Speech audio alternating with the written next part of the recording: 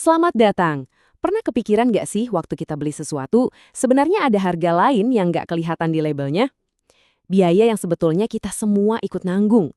Nah, kali ini kita akan coba bongkar apa aja biaya-biaya tersembunyi di balik produk yang kita pakai setiap hari. Oke, biar gampang kita pakai contoh aja ya. Coba tebak, berapa sih harga asli dari sebuah Big Mac? Ya, kalau di menu mungkin kelihatannya sekitar 50 atau 60 ribu rupiah. Tapi, gimana kalau saya bilang harga aslinya itu jauh lebih mahal dari itu? Menurut sebuah laporan, kalau kita hitung semua ongkos yang tersembunyi, harga asli sebuah Big Mac itu bisa nyampe hampir $200. Iya, beneran, $200 Amerika. Angka gila ini udah termasuk biaya kerusakan lingkungan dan ongkos kesehatan masyarakat yang nggak pernah kita lihat di struk belanja. Nah, inilah ide utama yang akan kita bedah sama-sama. Kita masuk ke bagian pertama.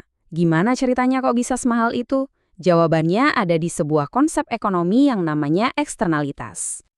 Gampangnya gini deh, eksternalitas itu terjadi waktu perusahaan ngelempar biaya produksinya ke masyarakat luas. Coba bayangin, polusi dari pabrik, rusaknya laut, atau biaya berobat gara-gara produk yang nggak sehat. Mereka dapat untungnya, kita semua yang nanggung akibatnya. Analogi perikanan Grand Banks ini ngegambarin situasinya dengan pas banget. Dulu, ikan di sana tuh kayak nggak ada habisnya. Tapi karena semua orang nangkap ikan sebanyak-banyaknya buat untung sendiri, akhirnya seluruh ekosistemnya kolaps. Inilah yang sering terjadi sama sumber daya milik kita bersama. Kita baru sadar nilainya pas semuanya udah lenyap. Terus kok bisa-bisanya ya model bisnis kayak gini jadi hal yang wajar? Ini bukan kebetulan loh. Ada sebuah pergeseran besar dalam cara berpikir dunia bisnis yang sengaja banget mendahulukan keuntungan di atas segalanya. Coba deh lihat perbandingan ini. Ini perusahaan yang sama, GE, tapi dengan dua filosofi yang beda 180 derajat. Dulu, setelah perang, fokusnya itu ke semua pihak. Pekerja digaji layak, pemasok didukung, pajak dibayar. Tapi pas masuk era neutron Jack Welch, fokusnya cuma satu, harga saham. Hasilnya, PHK besar-besaran, pabrik ditutup, pajak diakalin. Keuntungan cuma buat segelintir investor. Nah, pergeseran ini nggak terjadi gitu aja. Perusahaan-perusahaan ini pakai serangkaian taktik buat nyembunyiin semua biaya sosial ini dari kita. Anggap aja ini semacam buku panduan penipuan korporat. Taktik pertama, gaslighting. Ini tuh seni memutarbalikkan kenyataan biar kita yang ngerasa salah. Contoh paling klasiknya istilah litterbug atau tukang nyampah. Istilah ini sengaja dipopulerkan industri kemasan biar kita sibuk nyalain satu sama lain soal sampah. Dan jadi lupa buat nanya, tunggu dulu, siapa sih yang bikin semua bungkus plastik sekali pakai ini? Taktik kedua, astroturfing. Ini tuh kayak bikin gerakan palsu yang kelihatannya dari masyarakat padahal didanai perusahaan. Kelihatannya kayak rumput asli padahal sintetis. Contohnya, Uber dan Lyft bikin koalisi yang seolah-olah berjuang buat para pengemudi.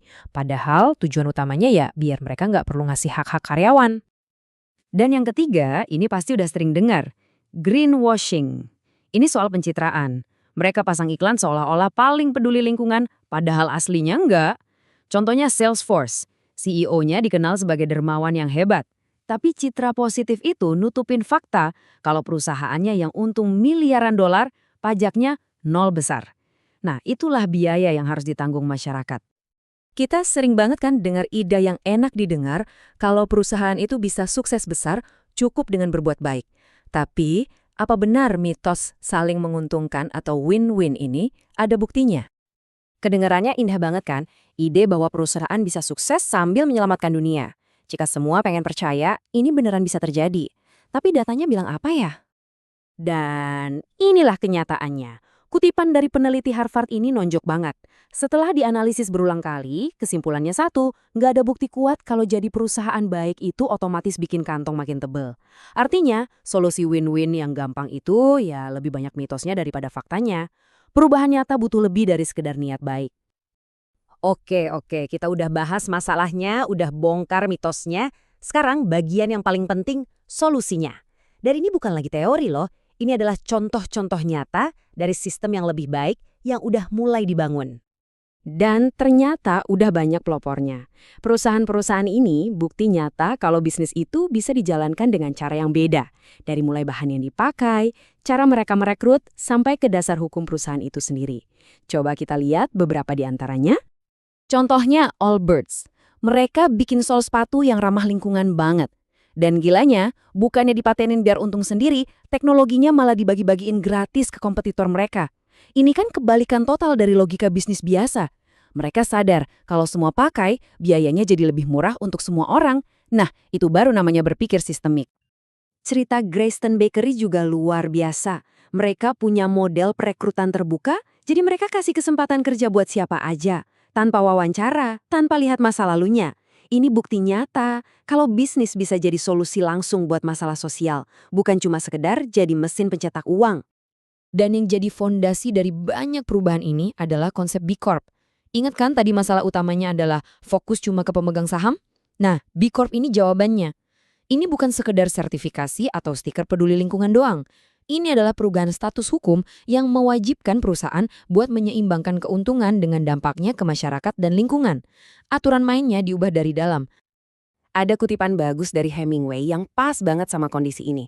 Perubahan sistem, entah itu menuju kehancuran atau perbaikan, seringnya terjadi kayak gitu. Tanda-tandanya muncul pelan-pelan, nyaris nggak kerasa, sampai tiba-tiba, pum, semuanya berubah drastis. Jadi, sepertinya kita ada di titik kritis itu sekarang. Di satu sisi, ada sistem lama yang terus menyembunyikan biayanya. Di sisi lain, ada modal-modal baru yang mulai bermunculan. Pertanyaannya bukan lagi apakah sistemnya akan berubah, tapi bagaimana kita akan mengubahnya. Dan yang lebih penting, peran apa yang mau kita ambil dalam perubahan itu?